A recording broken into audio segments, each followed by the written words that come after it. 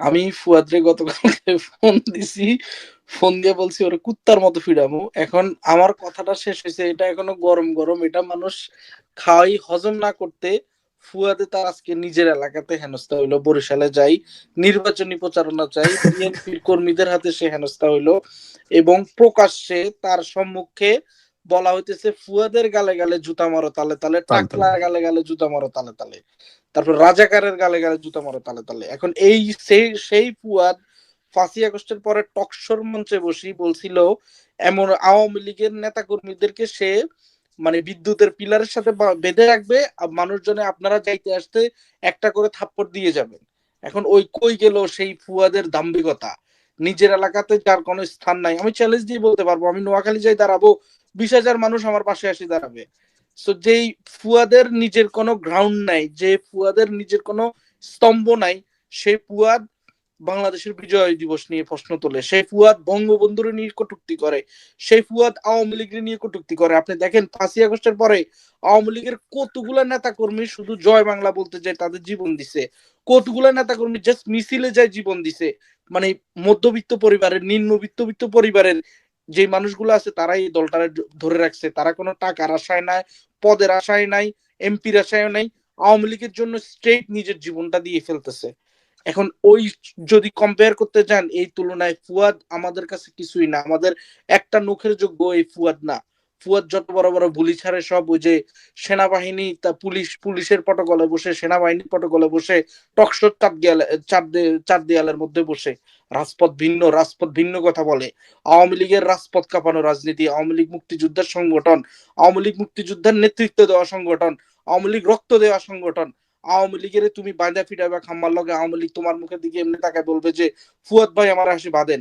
এরকম ফুয়াদ রে এই দুনিয়া না এই বাংলা ছাড়া করা আওয়ামী লীগের জন্য ওয়ান টুর ব্যাপার। বাট আমরা ধ্বংসের রাজনীতি, আমরা সন্ত্রাসের রাজনীতি এগুলো বাংলাদেশে কায়েম করি নাই কখনো, ভবিষ্যতেও করব না। বাট ফুয়াদদের সতর্ক থাকা উচিত। ফুয়াদরা যেভাবে মুক্তিযোদ্ধারে অপমান করে, বাংলাদেশ আওয়ামী লীগ নিয়ে তুচ্ছতাচ্ছিল্য করে কথা বলে, তো এদের ভবিষ্যৎ হবে, এদের বাংলাদেশে কবর হবে না, এদের সমাধি হবে না, এদের কবর হইলেও বাংলাদেশে কবর থাকবে না।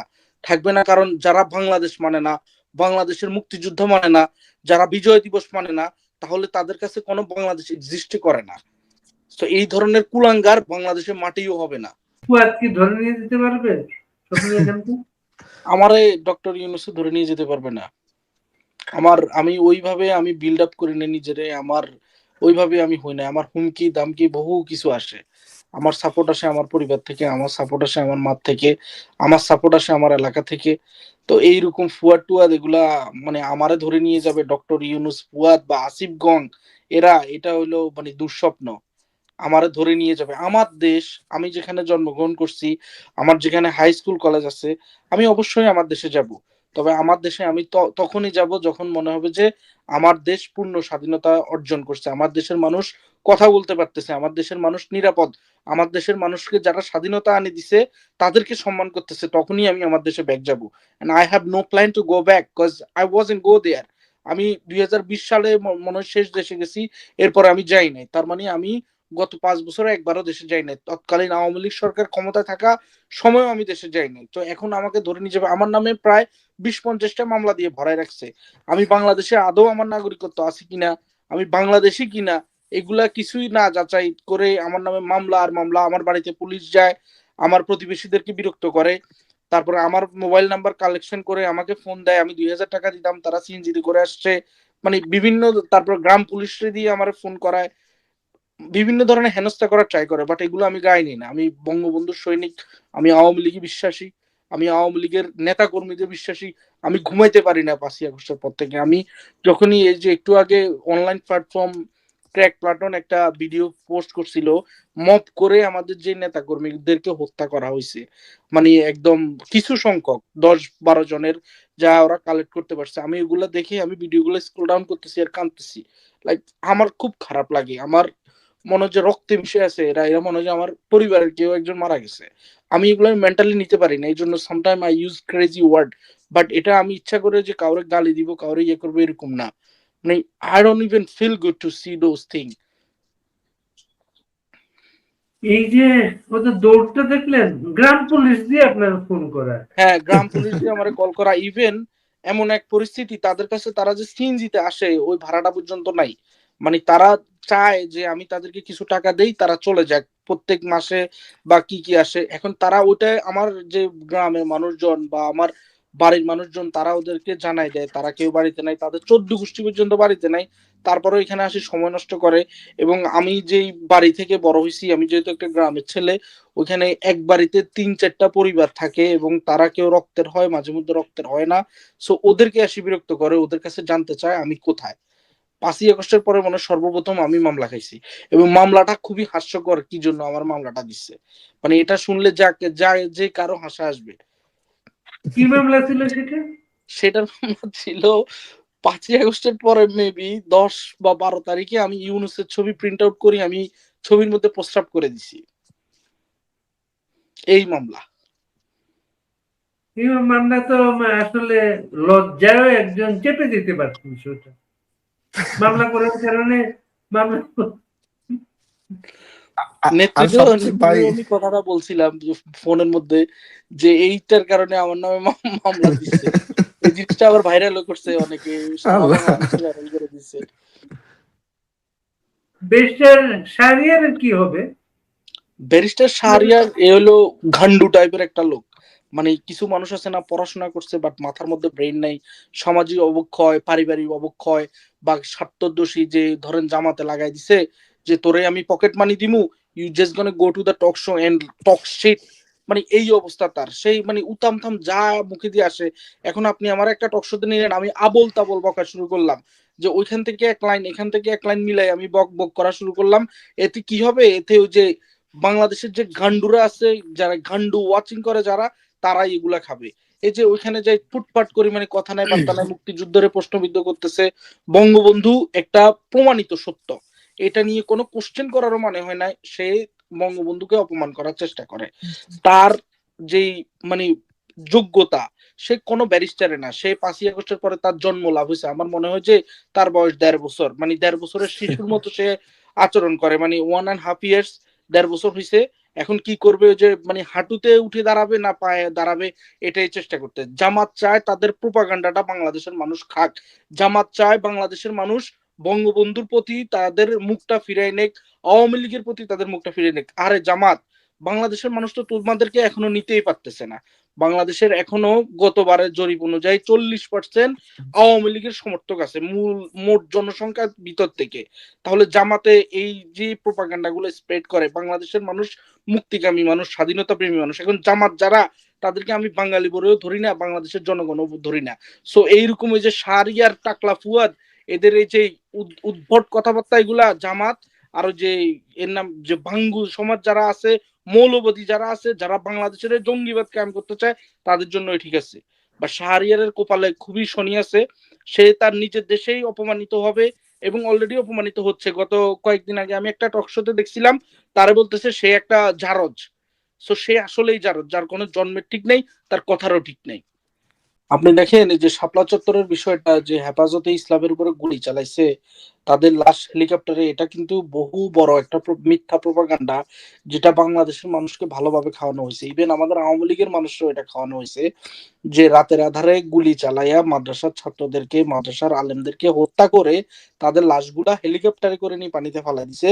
তারপরে কিছু লাশ ভার্ন করে দিছে, রাস্তা ধুয়ে ফেলছে, এই ধরনের প্রপাগান্ডা চালানো হয়েছে এবং বাংলাদেশের মানুষরা এটা বিশ্বাস করা হয়েছে। এখন 5ই আগস্টের পরে যখন আমরা দাবি জানাই আমাদের নেতা কর্মীদেরকে হত্যা করা হয়েছে, হত্যা করা হচ্ছে, মানে কর্মী না পাই মারে হত্যা করা হচ্ছে, তখন তারা এই ন্যারেটিভটা দাঁড় করায়।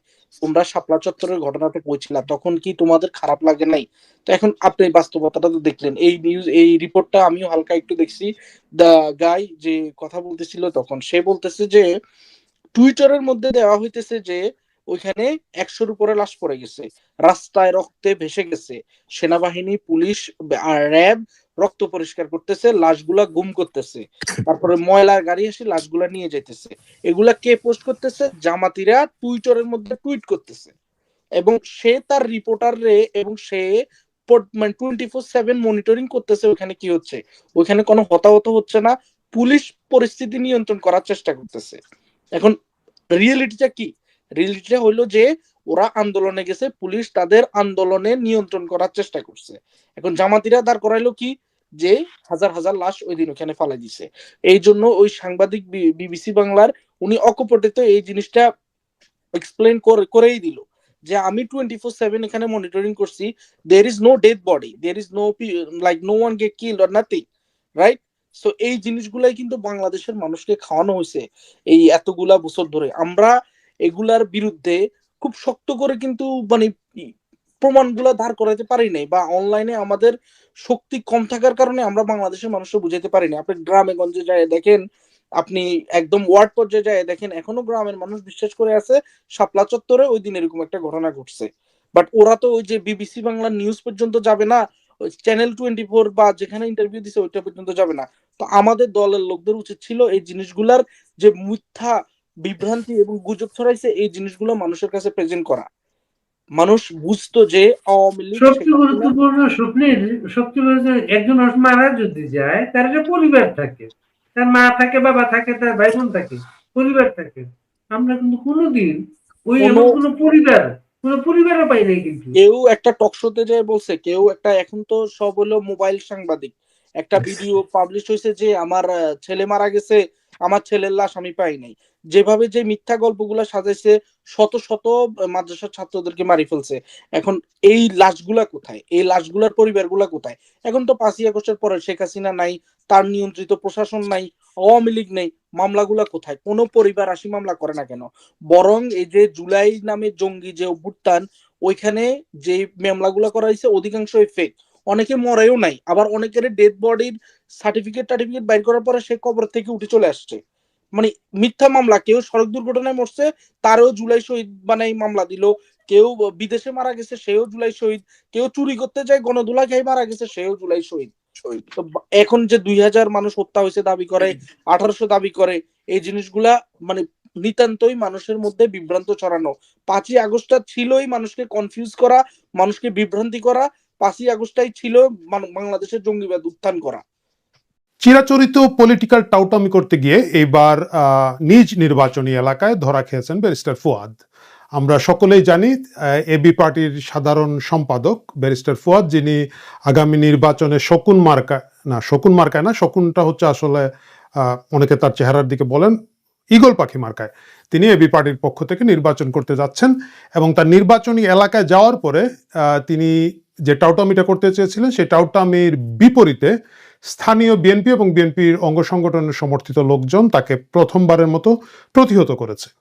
আপনারা অনেকেই আসলে পুরো ঘটনাটা জানেন না, না জানার কারণে অনেকে ভাবছেন যে এই যে ব্যারিস্টার ফুয়াদ, যার কথা আমাদের আমজনতা পার্টির তারেক বলেছেন যে তারে দেখলেই মনে হয় যে তার কপালের মধ্যে একটা পাকিস্তানের মানচিত্র আঁকা, সেই ফুয়াদকে আপনারা হয়তো অনেকে ভেবেছিলেন যে সে বলেছে যে 16ই ডিসেম্বরের বিজয় দিবসের স্বীকার করে না, সে নতুন বিজয় দিবসের সন্ধানে আছে এবং সেই বিজয় দিবসের খোঁজে গিয়ে হয়তো সে ওইখানের মধ্যে গণধুলাই খেয়েছে বা গণধুলাইয়ের উপক্রম হয়েছিল।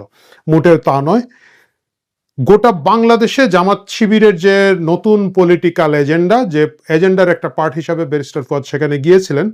এবং আমরা যারা শহরবাসী, নগরবাসী, অনেক বড় বড় রাজনৈতিক বোদ্ধা এই প্যাচটা বুঝতে পারি না, স্থানীয় বরিশালের নেতাকর্মীরা সেটা খুব দ্রুতই বুঝতে পেরেছেন, এজন্য তাদেরকে আমি অভিনন্দন জানাই।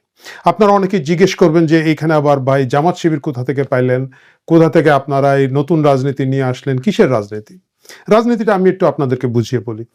গোটা বাংলাদেশে আওয়ামী লীগ তো মাইনাস, আওয়ামী লীগের গল্প এখানে না বলি, আওয়ামী লীগরে তো নির্বাচনের খেলাই নিবে না। এখন বিএনপিকে -2 ফর্মুলায় ফেলার জন্য যে -2 দীর্ঘদিন ধরে চলছিল, সেই প্রক্রিয়াটা যেহেতু এখন সেই সুশীল সমাজের সরকার প্রতিষ্ঠিত হয়েছে, বিএনপিকে এখন মাইনাস করা হবে। এবং সেই মাইনাসের জন্যই সারা বাংলাদেশে বিএনপি বিরোধী একটা প্রপাগান্ডা প্রচার চালানো হচ্ছে। এবং সেই প্রচারটা হচ্ছে যে বিএনপি সবখানে চাঁদাকে শেষ করে ফেলতেছে, সব টেম্পু স্ট্যান্ড দখল করে শেষ করে ফেলতেছে, সব সব সব সব শেষ করে ফেলতেছে।